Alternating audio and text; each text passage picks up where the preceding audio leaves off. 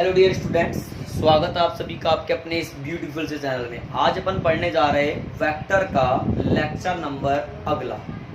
जैसा कि आपको पता है, अपन ने पिछले वीडियो के अंदर में मल्टीप्लिकेशन ऑफ वेक्टर्स यानी प्रोडक्ट ऑफ वेक्टर जो है उसको कंप्लीट किया था। उसमें एक पार्ट जो है स्केलर प्रोडक्ट उसको कंप्लीट कर लिया था। सेकेंड पार्ट उसका बचा हुआ था बेटा, इसको कहते हैं अपन वेक्टर प्रोडक्ट। बेटा इसका एक और नाम होता है जिसको अपन बोलते हैं क्रॉस प्रोडक्ट। क्या बोलते हैं बेटा? Cross product. ओके बच्चों, बेटा इसका जो नाम है उसके बारे में अब हिंदी में बात करूं तो इसको कहते हैं सदिश गुणनफल।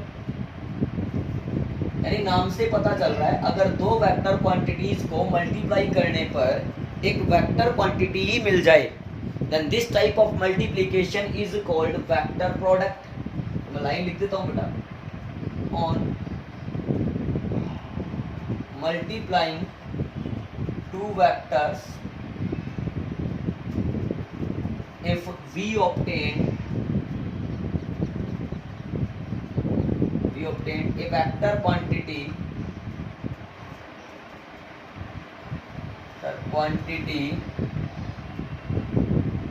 then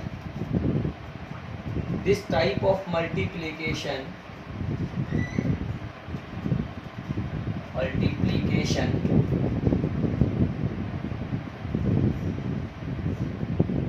is called cross product.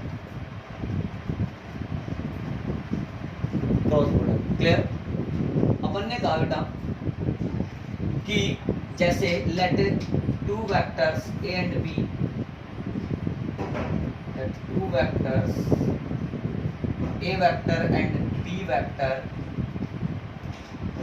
are at an angle theta. ध्यान से देखना बेटा, ये ए वेक्टर है और बेटा ये बी वेक्टर है, दोनों के बीच में एंगल कितना? थीटा। अपन ने कहा कि हमें करना है ए क्रॉस बी, तो A cross B vector is equal to mod of A vector mod of B vector sine theta और एन कैप। ये आता है टेस्ट कर, ठीक है। अब यहाँ पर ये बेटा ये एन कैप जो है उसके बारे में मैं चर्चा करूंगा अभी। ये डायग्राम इधर साइड में बनाता हूँ बेटा। तुम खुद बताओ, ए क्रॉस बी करने से जो क्वांटिटी आएगी वो वेक्टर आएगी कि स्केलर आएगी? सर वेक्टर आएगी। इसका मतलब तुम खुद समझदार हो कि अगर वो वेक्टर क्वांटिटी आएगी तो उसमें मैग्नीट्यूड के साथ साथ क्या होनी चाहिए बच्चों? डायरेक्शन भी होनी चाहिए। तो here A B sine theta represent the magnitude of A cross B, but n cap represent the direction of A cross B. तो अपन कह सकते हैं here n cap is unit vector along A vector cross B vector, that is n cap is perpendicular to both A vector and B vector. यानी N cap जो होता है वो individually ए vector के भी और बी वेक्टर के भी, दोनों ही वेक्टर्स के क्या होता है बेटा? परपेंडिकुलर होता है। क्लियर मेरी बात? आगे बढ़ते हैं बेटा। अब स्पेशल केसेस की बात करूं थीटा को वेरी करके, तो आप लोग समझ सकते हैं क्या बात करूंगा बेटा। पहला केस मैंने कहा, if theta is equal to 0 degree, that is A vector parallel to B vector, then तो बेटा ए क्रॉस बी जब निकालोगे तो फिर A B sine 0 N cap, sine 0 की वैल्यू कितनी होती है बेटा? 0 होती है। इसलिए जब दो वेक्टर पैरेलल होते हैं तो उनका क्रॉस प्रोडक्ट का मैग्नीट्यूड कितना आता है बेटा? 0 आता है। या क्रॉस प्रोडक्ट कितना आता है? 0 आता है।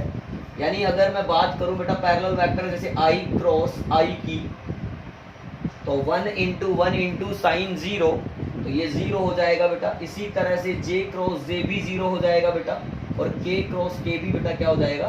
0 हो जाएगा। आप ध्यान रखेंगे बेटा। सेकंड पॉइंट की मैं बात करना चाहूँ, if theta is equal to 90 degree, that is A vector perpendicular to B vector, then बेटा A cross B is equal to क्या आएगा? A B sine 90 n cap. कुल मिलाकर के ए क्रॉस बी बचेगा मैक्सिमम, यानी A B n cap. Clear बेटा? इसका मतलब अब परपेंडिकुलर में अपन अगर यूनिट वेक्टर्स ले ले बेटा, जैसे अपन आई कैप जे कैप और के कैप ले ले बेटा, तो अगर मैं आई क्रॉस जे करूं तो मैं इससे समझा रहा हूं आपको, आई का मैग्नीट्यूड 1, जे का मैग्नीट्यूड भी 1, 1 into 1 और साइन 90। अब ध्यान से देखें डायरेक्शन कैसे लेनी है। एक यूनिट वेक्टर आना चाहिए जो i क्रॉस j में हो, तो i के परपेंडिकुलर हो और j के परपेंडिकुलर हो। वो कौन होता है बेटा? k cap. इसका मतलब यहाँ क्या आएगा? k कैप आएगा। तो जब i क्रॉस j करते हैं तो बेटा क्या आता है? k कैप आता है। बात समझना। इसी तरह से जब मैं j क्रॉस k करूंगा बेटा तो क्या आएगा?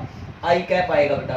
इसी तरह से जब मैं k क्रॉस i करूंगा बेटा तो क्या आएगा? j कैप आएगा। यानी आप डायरेक्शन का ध्यान रखें बेटा, ध्यान से डायरेक्शन का ध्यान रखें। अपन i j k ऐसे चलते हैं। अगर उल्टा चलेंगे j क्रॉस i तो आएगा माइनस का k कैप बेटा। अगर k क्रॉस j करेंगे तो आएगा माइनस का i कैप बेटा। अगर हम लोग i cap cross k cap करेंगे तो आएगा माइनस का j कैप। क्लियर बेटा?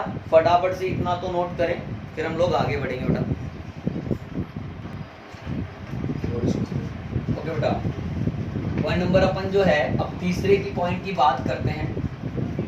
तो तीसरा पॉइंट हम लोग ले लेते हैं बेटा कि जो हमारा क्रॉस प्रोडक्ट होता है वो कम्यूटेटिव लॉ को फॉलो नहीं करता है, बिकॉज यहाँ पे डायरेक्शन का इफेक्ट होता है। मैं आपको पूरा लिख के बता दूंगा बेटा किस तरह से, आप देखना। मैंने कहा पॉइंट नंबर 3 की बात कि cross product of vectors does not follow commutative law, यानी क्रम विनिमयता के नियम को फॉलो नहीं करेगा। a क्रॉस b नहीं लिख सकते बेटा अपन b क्रॉस a, सही है ना बेटा? हाँ, बट अपन ये कह सकते हैं a क्रॉस b जो होगा वो बेटा minus of b cross a होगा। ये जरूर सही है, सही बेटा? अच्छा, अपन आगे पॉइंट नंबर 4 की बात करें। If a vector is equal to axi plus ayj plus azk, इसी तरह से मैं b वेक्टर की बात करूं bxi plus byj plus bzk, then अगर कोई तुमसे पूछे कि a क्रॉस b वेक्टर बताओ तो कैसे सोल्व करेंगे बेटा? ध्यान से देखना।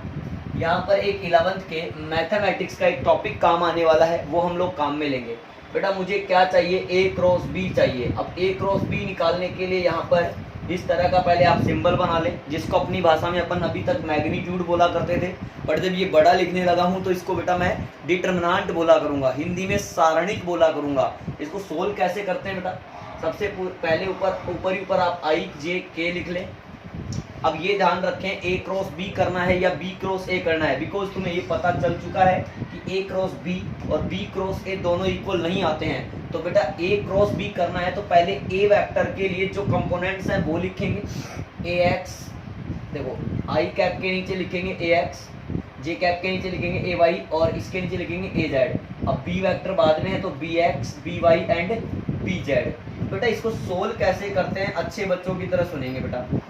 यहाँ पर चलता है अल्टरनेट प्लस माइनस प्लस, तो सबसे पहले आई कैप उठाएंगे बेटा, फिर ब्रैकेट यूज कर लेंगे। अब आई कैप के करस्पॉन्डिंग रो यानी ये जो पंक्ति है और ये जो इसका कॉलम है, पंक्ति और जो स्तंभ है आई कैप के करस्पॉन्डिंग, उनको छोड़ करके बाकी पदों को क्रॉस के हिसाब से सोल्व करेंगे। जैसे मैं एक बार के लिए ऐसा कर रहा हूँ, आप ऐसा ना करें लेकिन कॉपी में ये गया तो बेटा ये 4 बचे, क्रॉस करो इनका, तो a by B Z A Y B Z minus B Y A Z. क्या मेरी बात आप लोगों को क्लियर हुई बेटा? फिर मैंने कहा अल्टरनेट प्लस माइनस चलता है, तो यहाँ प्लस आई कैप था, अभी आएगा माइनस जे कैप। अब बेटा इसके करस्पॉन्डिंग ये कॉलम गया और ये वाली रो गई, बेटा ये बच गए 4, तो यहाँ पे चलेंगे A X B Z minus B X A Z. क्या मेरी बात क्लियर है? फिर प्लस का के कैप बच्चों, फिर ये गया तो A X B Y minus B X A Y. इस तरह से इसको सोल्व किया जाता है। बेटा मैं आपको इस पर एक क्वेश्चन बताऊंगा, आप चिंता ना करें। बेटा यहाँ पर अपन जो है क्या लिखे थे, आई जे और के, ये ए एक्स ए वाई और ए जेड। बेटा इसी प्रकार से ये B X B Y and B Z है। ओके, ये होता है अपना ए क्रॉस बी फॉलो करना या ए क्रॉस बी को सोल्व करना। बात क्लियर बेटा? अब आगे बढ़ते हैं। आगे बेटा देखते हैं एन कैप कैसे निकलेंगे। वी नो दैट अगर कहीं पर अपन से एन कैप की बात कर ली जाए तो वी नो दैट अपन जानते हैं A cross B is equal to होता है बेटा A B sine theta N cap. Then N cap अगर निकालना है तो A cross B upon A B sine theta. क्या बेटा मैं ए बी साइन थीटा को ए क्रॉस बी का मैग्नीट्यूड कह सकता हूँ? बिल्कुल सर कह सकते हो। तो A cross B upon mod of A cross B ऐसे निकल जाएगा आपका एन कैप। कोई प्रॉब्लम वाली बात नहीं है बच्चों, ठीक। पॉइंट नंबर 6 देखते हैं बेटा।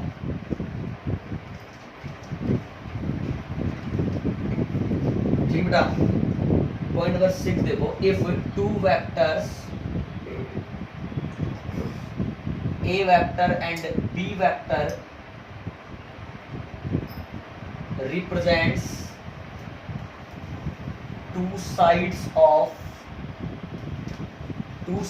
of triangle, then बेटा इसमें दो बात कर लेते हैं बंदे को, या इसमें पहला ही कर लेते हैं। Area of triangle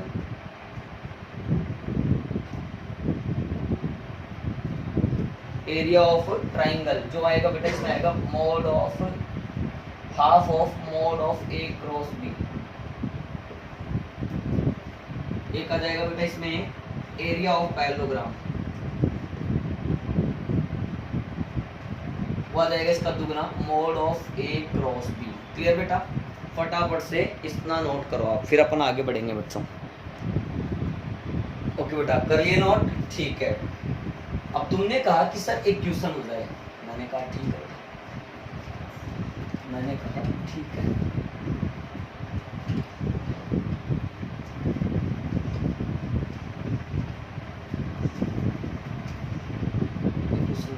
if A vector is equal to I plus J plus K, क्या सिंपल डेटा लेते हैं, माइनस 2i प्लस 3j या 2i minus 3j plus 6k। Then पहला प्रश्न, एंगल बिटवीन वेक्टर्स क्या होगा?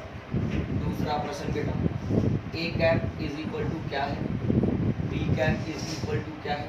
बेटा थर्ड प्रश्न देखो आपको, बेटा थर्ड प्रश्न हो जाएगा यहाँ से एन कैप क्या आएगा। एन कैप से पहले आप ए क्रॉस बी निकालो, ए क्रॉस बी क्या आएगा। फिर बेटा यहाँ से एन कैप निकाल लो बेटा, एन कैप निकालने के बाद में बेटा एरिया ऑफ ट्राइंगल निकाल लो बेटा, एंड पैरेललोग्राम इसी में बात करो। बेटा सॉल्यूशन में आप पहला प्रश्न देखें, एंगल बिटवीन, तो cos थीटा बराबर मैंने बताया था A dot B upon A B कर लो सीधा सीधा। तो cos थीटा कितना आ रहा है 1 इंटू 2 यानी 2 माइनस का 3 प्लस का 6 अपॉन बेटा root of 1 plus 1 plus 1 root 3 4 plus 9 यानी 34 प्लस 9 ऐसे लिख लेते हैं 4 प्लस 9 प्लस 36 बेटा 36 प्लस 4 कितना हो रहा है 40 प्लस 9 49 यानी cos थीटा की वैल्यू आ रही है, cos थीटा की वैल्यू आ रही है ऊपर देखो कितना आ रहा है 6 और 2 कितना हो गया 8, 8 में 3 गया 5 अपॉन बेटा नीचे आ रहा है 7 रूट 3। तो थीटा कितना आ रहा है cos inverse 5/7 root 3। This is answer, ये हमारे पास में आ गया थीटा की वैल्यू। ओके बेटा, सेकंड प्रश्न हमसे बोला है ए कैप बता दो। तो ए कैप क्या होता है बेटा, ए वेक्टर अपॉन ए होता है, तो i plus J plus K upon root 3, this is A cap. बेटा बी कैप पूछा है, बी वेक्टर अपॉन बी होगा वो 2i minus 3j plus 6k upon 7। तो हाँ या ना। बेटा थर्ड प्रश्न आपसे पूछा है ए क्रॉस बी, ये थोड़ा काम का प्रश्न है बेटा। हम लोगों को ए क्रॉस बी फाइंड करना है, इसके लिए क्या बनाना पड़ेगा डिटरमिनेंट। यहाँ क्या लिख लें i j और k लिख लें बेटा। फिर उसके बाद में ए क्रॉस बी, तो ए की टर्म पहले लिखो 1 1 1, ये कोफिशिएंट्स लिखेंगे ऐसे यहाँ पे 2 माइनस 3 और प्लस का 6। बेटा ए क्रॉस बी सोल्व करेंगे तो यहाँ पे आएगा पहले आई कैप, फिर ये गया 1 इंटू 6 6 माइनस माइनस 3 इंटू 1 यानी माइनस का 3, बट ये माइनस माइनस फिर हो गया प्लस का 3, फिर माइनस जे कैप ब्रैकेट ये गया बेटा ये गया, तो 1 इंटू 6 6 माइनस का 2 इंटू 1 फिर बेटा प्लस का के कैप, बेटा ये गया -3 और -2, क्यों बेटा, चलो इसको ऐसे ही बना लेते हैं। ओके, तो ये ए क्रॉस बी कितना आ रहा है फिलहाल, अगर सोल्व भी कर लिया तो 6 + 3 यानी 9i, 6 - 2 यानी माइनस का 4j, -3 - 2 -5 K cap. This is A cross B. बेटा एन कैप पूछा है, तो एन कैप क्या होता है, क्वेश्चन नंबर 4 का सॉल्यूशन। एन कैप होता है A cross B upon mod of A cross B. तो एन कैप मेरे पास आ रहा है 9i - 4j + 5k कैप। बेटा ये हो जाएगा 9 का स्क्वायर 81, इसका हो जाएगा 16, इसका हो जाएगा 25, 16 आप कर सकते हैं। बेटा एरिया ऑफ ट्राइंगल पूछा है, तो एरिया ऑफ ट्राइंगल क्या आता है बेटा, half of mod of A cross B. बेटा ये कितना जाएगा, हाफ ऑफ रूट ऑफ 81 + 16 + 25। बेटा एक पूछा है एरिया ऑफ हमसे पूछा है बेटा पैरेललोग्राम, कितना जाएगा इसका जस्ट दुगना, यानी रूट ऑफ 81 + 16 + 25। क्लियर बच्चों, फटाफट से नोट कर लो सभी बच्चे,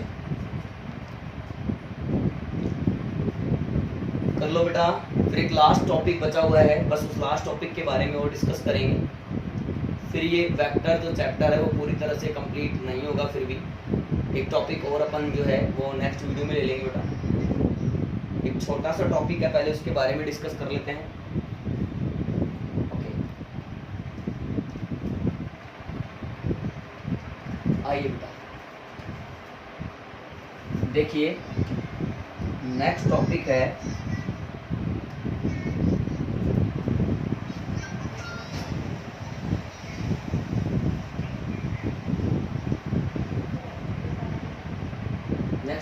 प्रोजेक्शन ऑफ वेक्टर्स। प्रोजेक्शन या फिर कंपोनेंट बोल लो बेटा, component of vectors.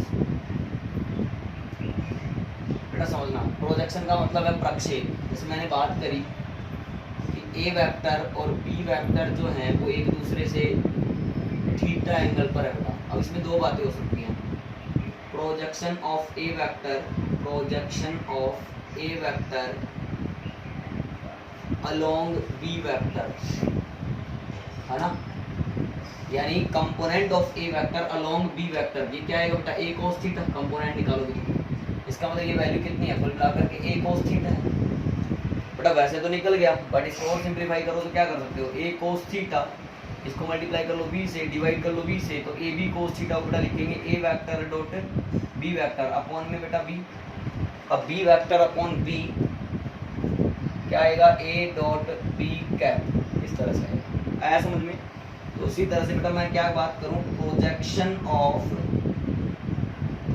B vector along A vector. बेटा अगर बी का कंपोनेंट लोगे तो वो आएगा बी कोस थीटा इसी डायरेक्शन में, तो इसको लिखूंगा बेटा बी कोस थीटा। अब इसको ए से मल्टीप्लाई कर लो बेटा, और ए से क्या कर लो, डिवाइड कर लो, ए बी कोस थीटा वापस से ए डॉट लिख ही लेते हैं, A vector dot B vector upon A. बेटा ए डॉट ए क्या होता है, मतलब ए वेक्टर अपॉन ए क्या होता है, ए कैप, तो ये आएगा B vector dot A cap. आया समझ में। इस तरह से प्रोजेक्शन फाइंड कर सकते हैं। एक क्वेश्चन ले लेते हैं बेटा इस पर, if A vector is equal to कुछ भी ले लो -2i + j - k कैप। बेटा बी वेक्टर ले लो i - j + का 3k कैप, ठीक है। तो पहले ही बात कर लें, एग्जाम्पल मान लो इस क्वेश्चन से होगा, projection of A vector along B vector, ये निकाल लें। ए का प्रोजेक्शन चाहिए बी की डायरेक्शन में, क्या आएगा बेटा, ए कोस थीटा। इसको या तो बी अपॉन बी पूरा सोल्व करो, या फिर अब तो फॉर्मूला लगा लेता हूँ, ए वेक्टर डॉट बी कैप। बेटा ए वेक्टर तो एज इट इज -2i + का j - का k कैप डॉट, बेटा बी कैप क्या आ जाएगा, i - j + 3k cap upon √1 + 1 + 3, यानी आ जाएगा 3 + 1 यानी 4, 4 + 1 यानी रूट का 5 आ जाएगा बेटा, ठीक है। अब डॉट प्रोडक्ट सोल्व करेंगे तो कैसा आएगा, -2 बटे √5, -2 बटे √5, फिर आ जाएगा माइनस का 1/√5 और बेटा ये आ जाएगा मेरे पास माइनस का 3/√5। क्लियर, इस तरह से हमारे पास ये आंसर आ जाएगा। इसको सोल्व करना चाहें तो आप ये कर लें, माइनस का 3 है, माइनस का 2 है, माइनस का 1 है, 3 2 5 और 1 6, 6/√5 आंसर आ जाएगा। इसी तरह से आप अगर प्रोजेक्शन ऑफ बी वेक्टर निकालें अलोंग ए वेक्टर, वो क्या आएगा बेटा, बी डॉट ए कैप, बेटा बी तो अपना है आई प्लस माइनस का जे प्लस का 3k cap dot A vector और लिख लो -2i प्लस का जे माइनस के कैप अपॉन 4 + 1 प्लस यानी ये हो गया बेटा 6, तो √6 सोल्व तो कर ही सकते हैं बेटा, माइनस यानी -2/√6 -1/√6 -3/√6 बेटा 3 2 5 और 6 -6/√6। ओके बेटा फटाफट से कॉपी कर लो।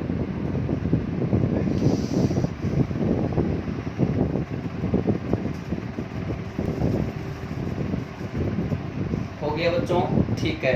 तो आज के इस वीडियो लेक्चर में इतना ही काफ़ी है।